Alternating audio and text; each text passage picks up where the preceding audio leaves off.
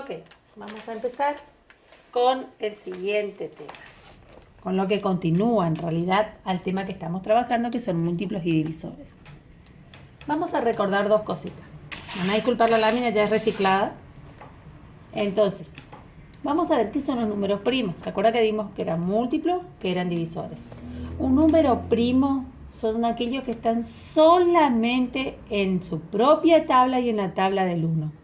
Acá les puse algunos ejemplos. El 5 está solo en la tabla del 5.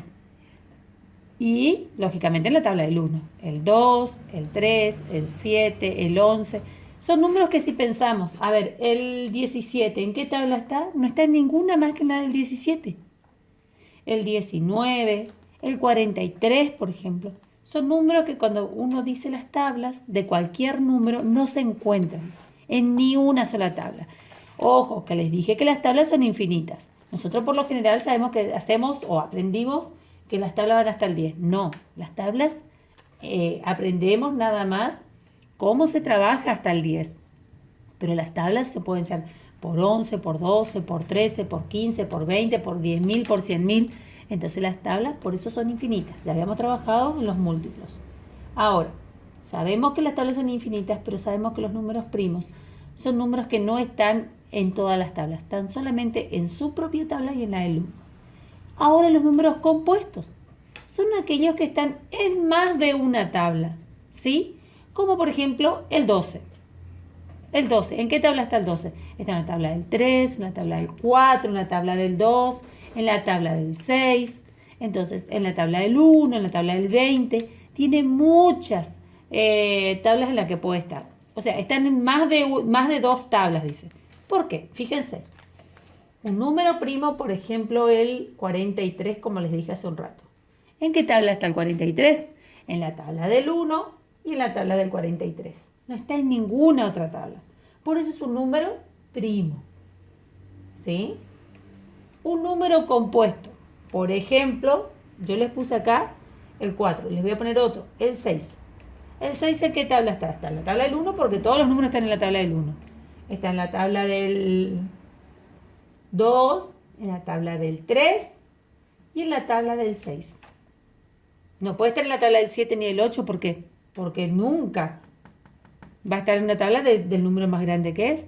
Yo empiezo la tabla del 7 por una 7, no puede estar el 6, si son números más grandes. ¿Sí? Nunca puede estar en la tabla un número mayor al que yo le doy. Bien, puede haber números que estén, por ejemplo, solo en 2 o 3 tablas. El 15 está en la tabla del 1, en la tabla del 3, en la tabla del 5, en la tabla del 15. Perfecto. El 14, por ejemplo. Estos son compuestos. ¿Ven que están en más de una tabla? El 14 está en la tabla del 1, la del 2, la del 7, la del 14. ¿Se dan cuenta? El 4, por ejemplo, que está ahí arriba, está en la tabla del 1, en la tabla del 2 y en la tabla del 4. No hay más. Fíjense. Entonces, esto es un número primo, está solo en su propia tabla y en la del 1.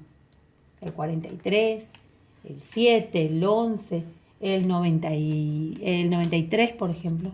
El 93 es un número que no está en ninguna otra tabla más que en la suya y en la del 1.